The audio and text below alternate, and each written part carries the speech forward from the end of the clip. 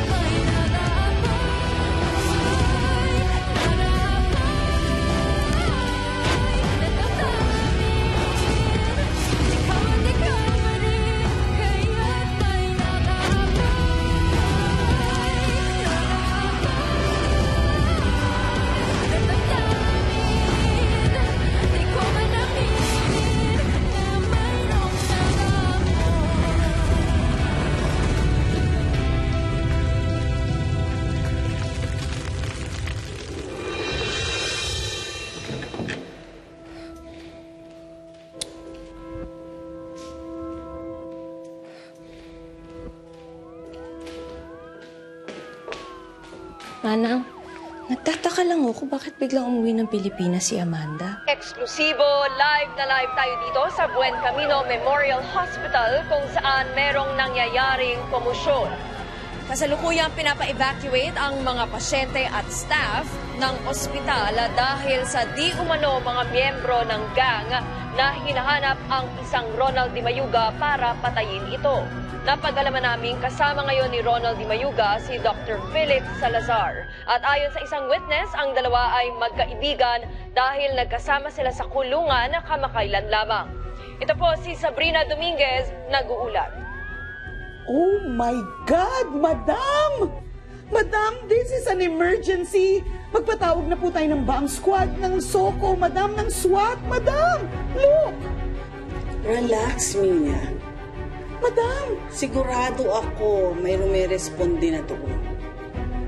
Madam, how can you be so relaxed, Madam? Yung ospital niyo na po yung pinasok ng mga hoodlum na si Philip Salazar ang may kagagawan. Madam, can't you see? Madam, this is an emergency. Hindi mo ba narinig yung sinabi sa balita? Si Philip Salazar ang nagpapasok ng mga kriminal sa ospital. Ibig sabihin, pinadali niya ang trabaho ko. Ngayon, Mapapatanggal ko na talaga si Philip sa ospital. Ang galing niya doon, madam ah. Pag nadispatcha natin si Philip, madidispatcha na rin natin si Claire. Diyos ko. Claire, saan ka pupunta? Sa ospital ho. Teka, sandali! Claire! Claire, ano ba? Claire! Labas na ba lahat ng pasyente? Yes, Doc. Nakalabas na po. Na-evacuate na yung lahat. Nakita mo pa si Philip? Wala.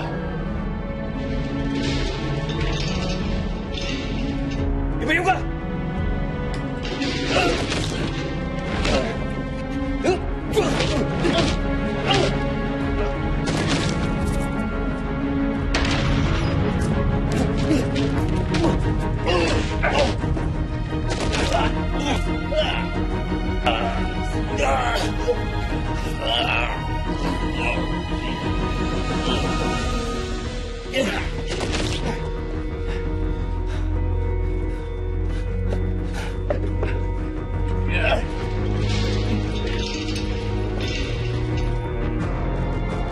Men! Security area! Sir, tinatakas ni Philip Salazar yung Di Mayuga. Naging magkaibigan sila sa kulungan. Nasa South Wing sila sa may renovation. Brass, hanapin niyo si Philip Salazar. Tara doon. Go! Sir, kami na bala nito.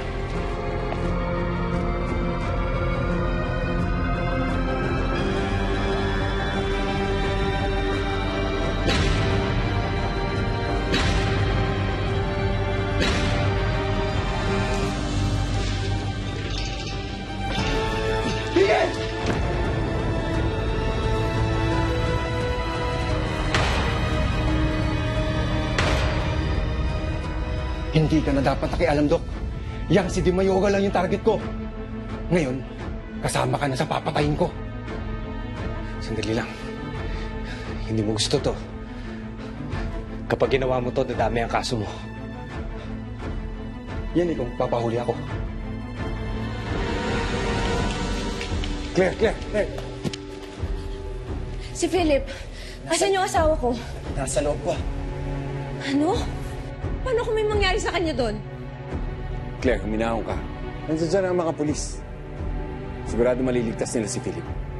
Hindi, nasa loob ang asawa ko. Hindi siya ligtas doon. Mahuhuli ka. At mabubulo ka sa kulungan.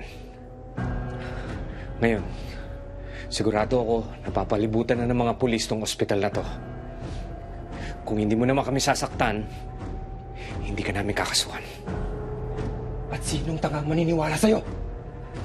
Ang importante sa akin, yung kaligtasan ni Di Mayuga at ang kaligtasan mo. Pero hindi tayo sigurado. Dahil kapag dumating ang mga pulis, hindi natin alam kung ano ang mangyayari.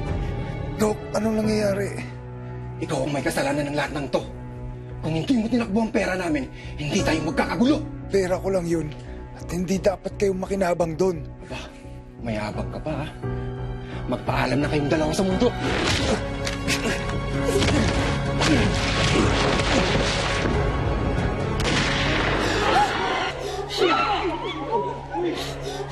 Philip! Philip! Dito ka lang, Claire! Philip! Claire! Bitawan mo! Philip!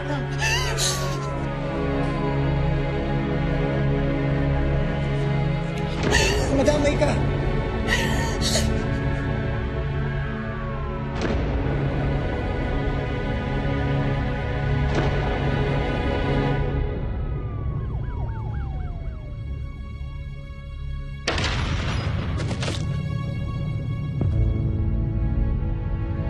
Taas ang kamay!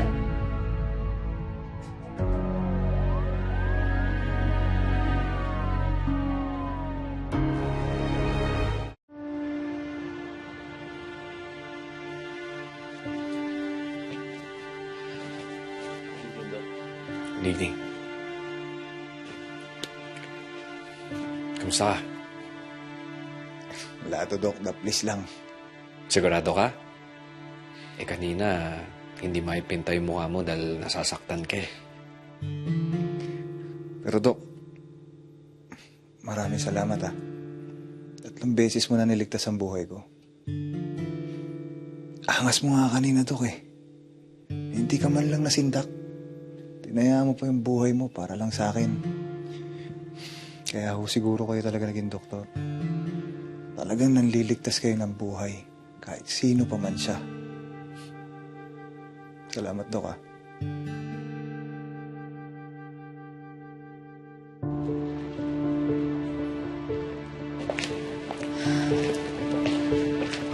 Mahal. Buti na lang ligtas ka, mahal. Sobra mo akong pinag-alala. Okay lang ako. Kukwento ko na lang sa'yo lahat ng nangyari. Sa bahay na. Halika.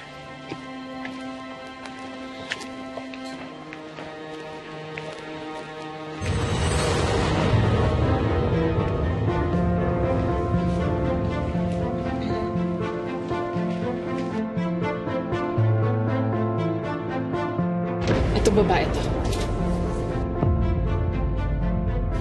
Wala sa libing.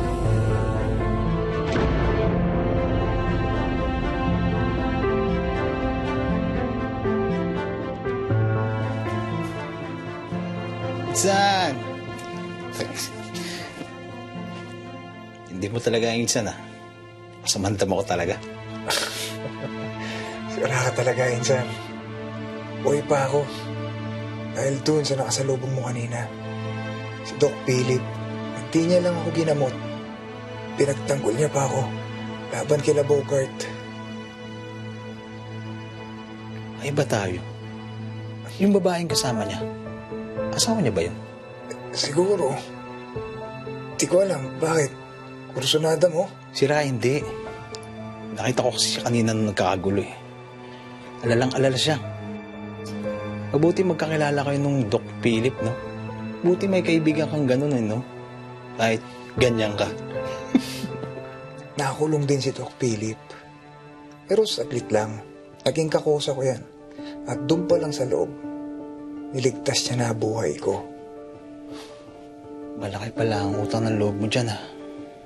Di bale. Balang araw makakaganti rin tayo sa kanila. Tama ka doon, Insan. Balang araw.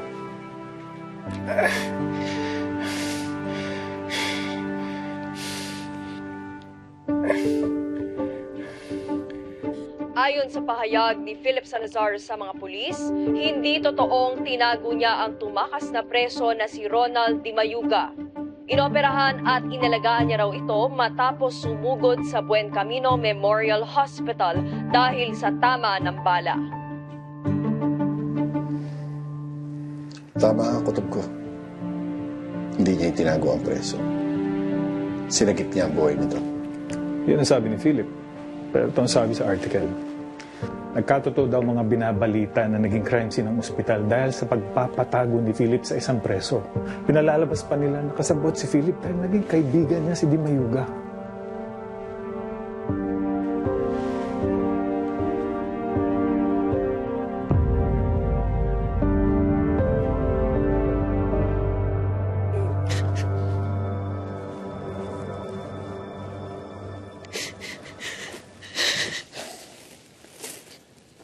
Sofia, ano nangyari sa'yo? Niloko ko ni Philip. Pinagsabay niya kami ni Claire. 5 years ago, nung kinasal sila, kami na nun eh. Si Dr. Serrano? Ninong ko siya. And best friend siya ni Daddy.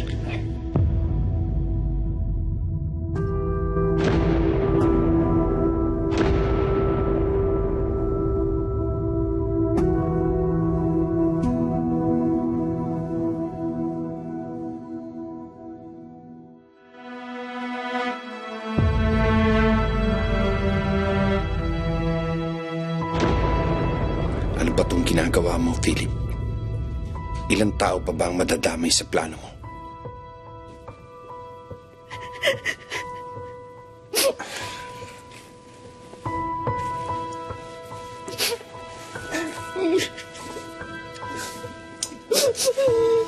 Sofia,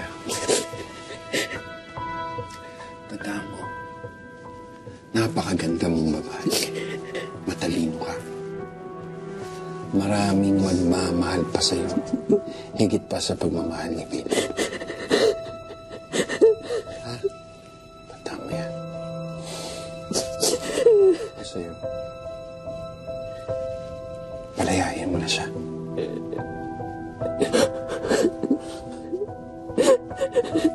Para mapalaya mo na rin yung sarili mo sa kanya.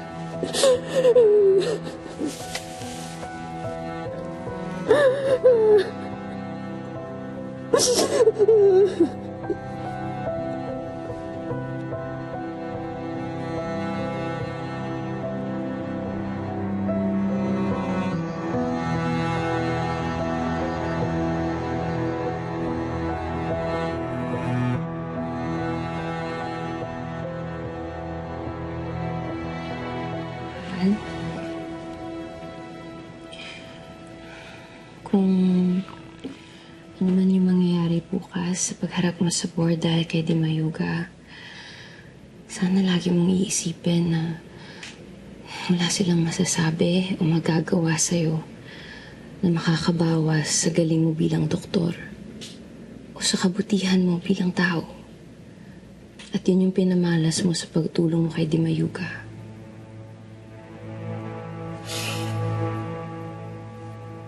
Anong gawin naman nila eh. May-ari pa rin ako ng ospital. Pero hindi ko naman inisip yun. Kontrolado kasi ng mga Buen Camino ngayon yung ospital. Tinanggalan na nga nila ako ng mga kakampitan eh. Inalis na nila yung mga taong tumulong kay Dad para itaguyod yung pangarap niyang ospital. Pero mahal, hindi ko lang matatanggap na pati ako aalisan nila ng karapatan na maging doktor sa ospital na dugo at pawis ang ipinuhunan ng tatay ko.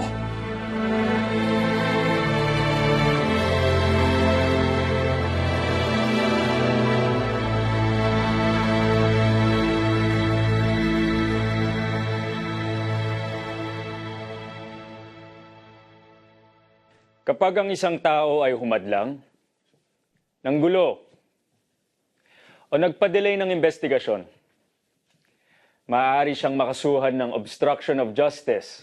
Kaugnay nito, kapag sinadya mong itago at kupkupin ang isang taong alam mong tumakas mula sa kulungan, maaari ka ding makulong. Sa ginawang pagtatago ni Philip Salazar sa isang presong tumakas, nilagay niya ang buong ospital sa alanganin. Hindi lang basta operation ng ospital ang natigil, pero pati buhay at kaligtasan ng mga tao nanganib dahil sa ginawa mo. Philip, hindi ko siya tinago. Pinrotektahan ko siya sa mga taong humahabol sa kanya at gustong pumatay sa kanya. Ngayon, hindi ko sinasadyang ilagay ang ospital sa alanganin. Sinabihan ko si Nurse Ashley para sabihin kay Dr. Serrano na i-secure ang ospital.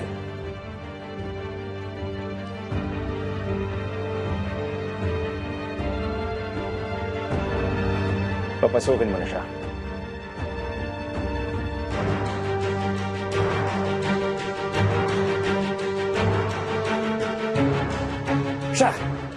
Siya yung sinabihan ko.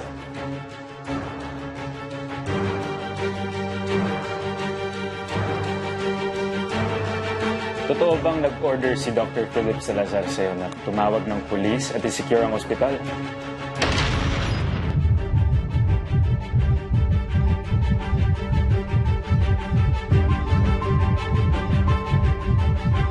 Hindi po. Pakiulit. Hindi po. Nurse Ashley, ano ginagawa mo? Alam mo na ikaw yung binigyan ko ng order. Bakit kailangan mo magsinungaling? Anong ginawa mo para magsinungaling siya? Ilang beses ko ba sasabihin sa'yo sa amin ang hospital na to? Ba't narinig lahat ng tao dito?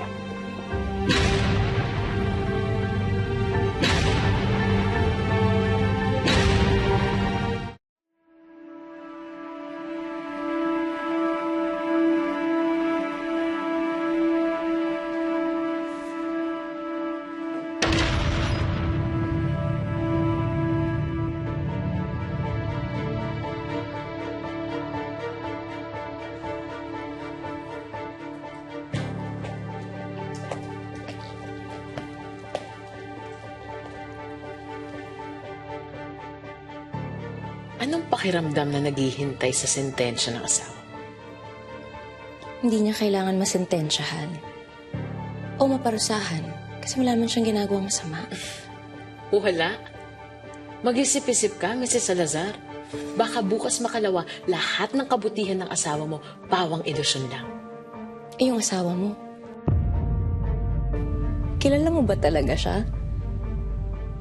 Kasi sa mga pinaggagawa niya, tingin mo ba mabuti siyang tao? Kapal ng mukha mo magsalita tungkol sa asawa ko. Pagkatapos ng meeting na to, tuluyan ang masisira ang asawa mo sa lahat ng tao. At tuluyan na rin kayong mawawala sa mga buhay namin.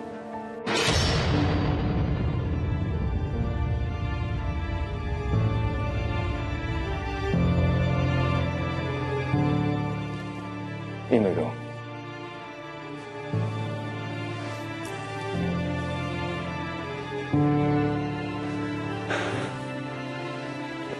I move na isuspend natin si Philip Salazar sa Buen Camino Memorial Hospital. Sa mga sang-ayon, itaas niyo ang mga kamay niyo.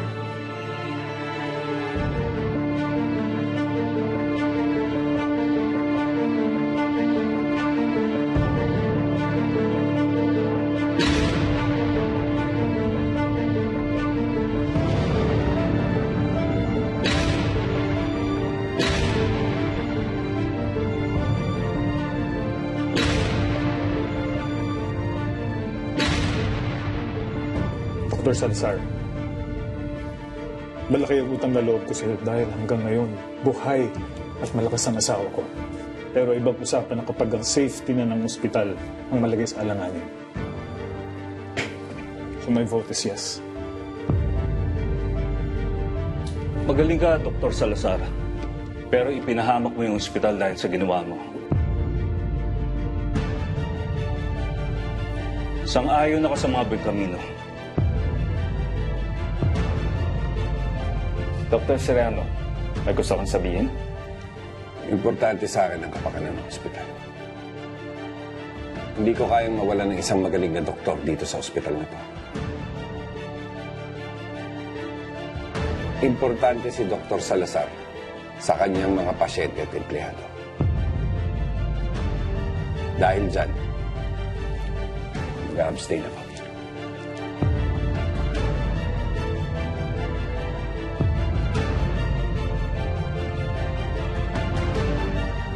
Nire-respeto ko ang desisyon mo, Dr. Serrano. But the majority has spoken. Suspended until further notice si Dr. Philip Salazar sa ospital na to.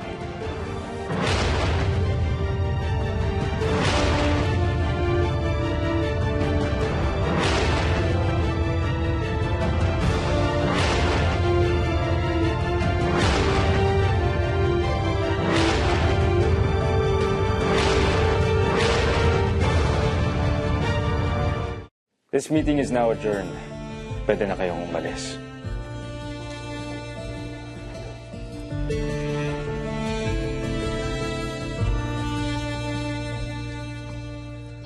Naguguluhan na di naiintindihan mga bagay-bagay na pinagdadaanan. Ang alaala mo ang bumabalot sa akin na tila ba lahat ay dapat harapin. Sensya ka na, Philip.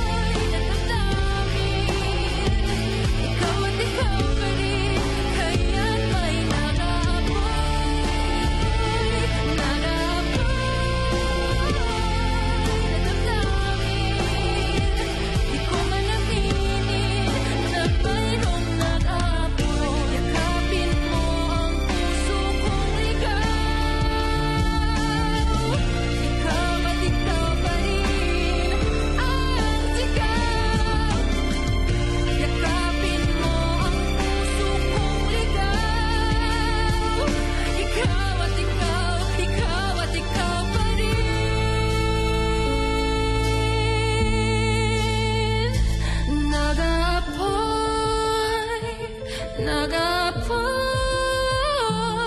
na damdamin. Ikaw at ikaw pa rin, nag-aapoy.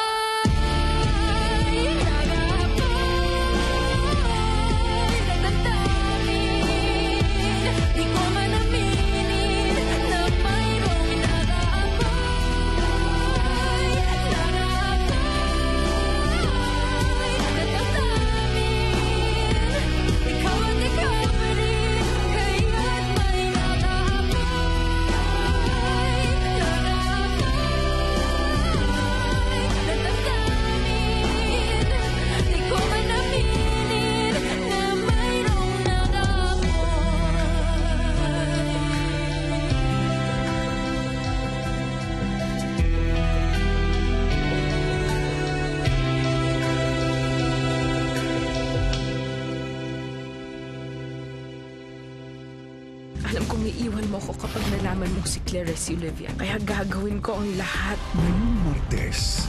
Itatago mong nalalaman mo tungkol sa mga puntong na yun. Walang dapat makaalam. Andito na ako. Baka malate ako. Pasensyahan na lang tayo, Philip. Sorry baka di na ako makadating. Claire, please stay. Nabubuhay si Olivia dahil sa'yo. Naaalala ko yung wedding day namin ni Olivia. Bakit hindi sila nagtutugma sa mga bagay na alam ko? Nag-aapoy na damdamin.